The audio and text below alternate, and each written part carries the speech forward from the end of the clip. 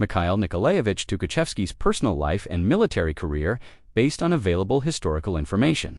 Tukhachevsky was a prominent Soviet military leader and theorist, known for his contributions to military strategy and his tragic end during Stalin's purges. I've organized the information into two main sections: personal life and military career, ensuring a comprehensive yet concise response. Mikhail Nikolaevich Tukhachevsky was born on February 16, 1893, in Alexandrovsk, Safanovsky district, Smolensk Oblast, Russia. He came from an impoverished, aristocratic Russian family. A family legend claimed descent from a Flemish count who settled in Russia after marrying a Turkish wife during the Crusades. His great-grandfather, Alexander Tukhachevsky, 1793 to 1831, served as a colonel in the Imperial Russian Army. The family's military tradition, despite their financial struggles, family Mikhail, was the third of 9 children, raised in a noble but economically strained household. This contrast between aristocratic heritage and poverty fostered his ambition and drive. His early exposure to military and cultural influences shaped his multifaceted personality. Education and talent. Tukhachevsky demonstrated intellectual promise early on, learning to read at a young age. He attended the first Moscow Cadet Corps in 1911 and later graduated from the prestigious Alexandrovskoye Military School in 1914 with top honors. His education included tutoring on the Russo-Japanese War, which influenced his strategic thinking. Beyond academics, he was passionate about music, admiring Beethoven, playing the violin, and crafting violins by hand. He was also fluent in French and German, reflecting his cultured upbringing. First wife Maria Ignatieva Mikhail Tukhachevsky married Maria Ignatieva, the daughter of a railway worker, whom he met while attending a gymnasium. Their relationship developed during his early years, but it was marked by tragedy. During the Russian Civil War, around 1918, Maria was caught smuggling food to her family, an act deemed unworthy of Tukhachevsky's rising status in the Red Army. To avoid damaging his career, Maria took her own life using Tukhachevsky's revolver. Tukhachevsky did not attend her funeral, possibly due to his military commitments or emotional detachment, which some sources suggest reflected his intense focus on his career. Marriages and relationships. Second wife, Lydia. In 1920, Tukhachevsky married Lydia, a noblewoman and granddaughter of a forester. Their marriage was strained as he left her in Smolensk shortly after the wedding to pursue duties in Moscow, returning only after the birth of their daughter. Limited information exists about the duration or details of this marriage. Third wife, Nina Grinovich Tukhachevsky, later married Nina Grinovich, another noblewoman. They had a daughter named Svetlana.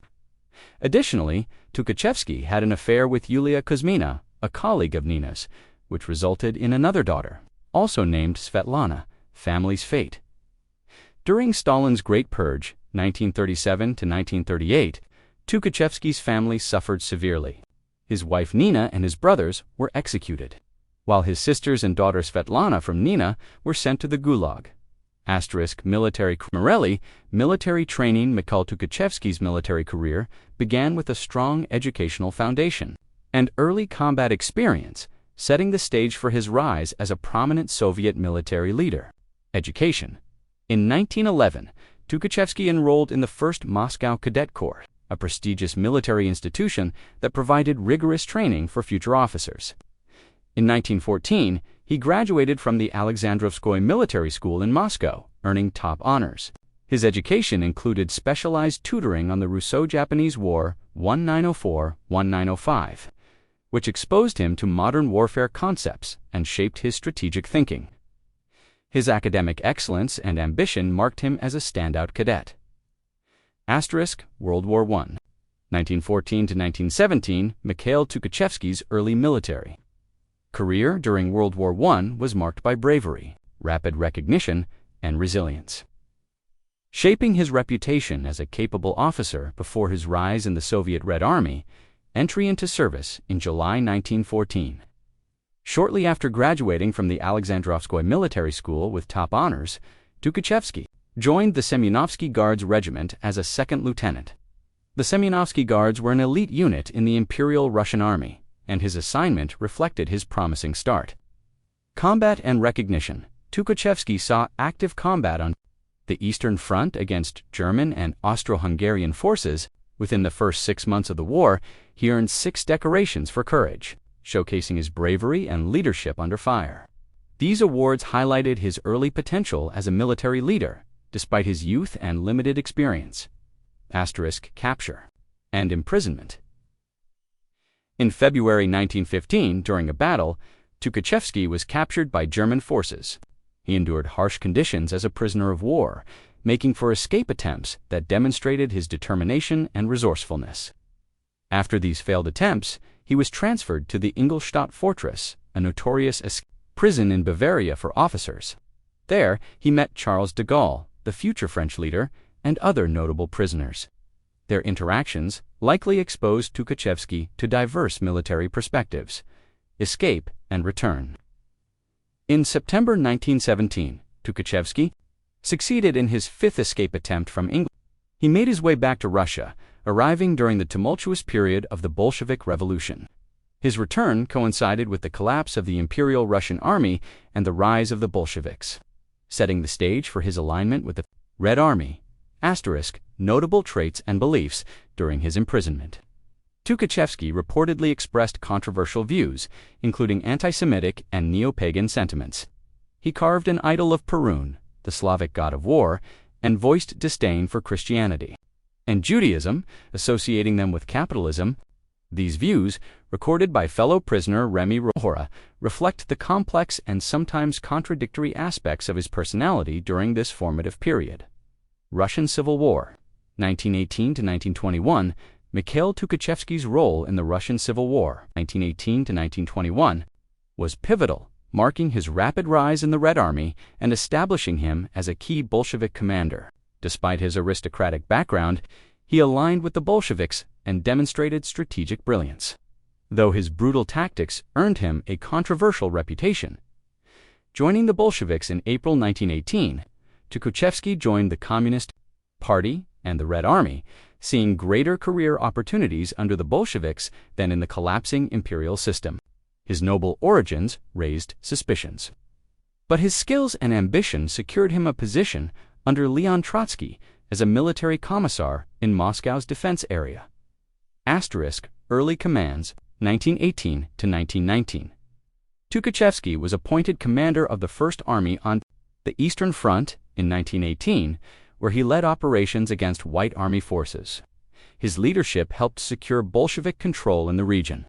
In 1919, he took command of the Fifth Army, leading successful campaigns to recapture Siberia from White Army leader Admiral Alexander Kolchak.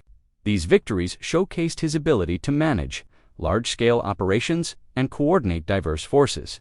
Caucasian Front, 1920. Tukhachevsky commanded the Caucasian Front, where he played a key role in defeating General Anton Denikin's White forces. In the Crimea, his strategic maneuvers helped consolidate Bolshevik control in southern Russia. Soviet War, 1920 to 1921, Tukhachevsky was appointed commander of the Western Front. In 1920, tasked with advancing into Poland to spread the Bolshevik Revolution. His campaign initially saw successes, pushing deep into Polish territory.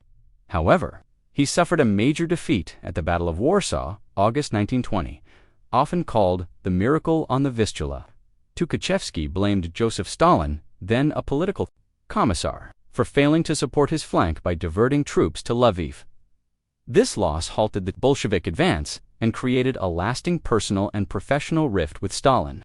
The defeat led to the Treaty of Riga, 1921, which ended the war and established a temporary border unfavorable to the Soviets.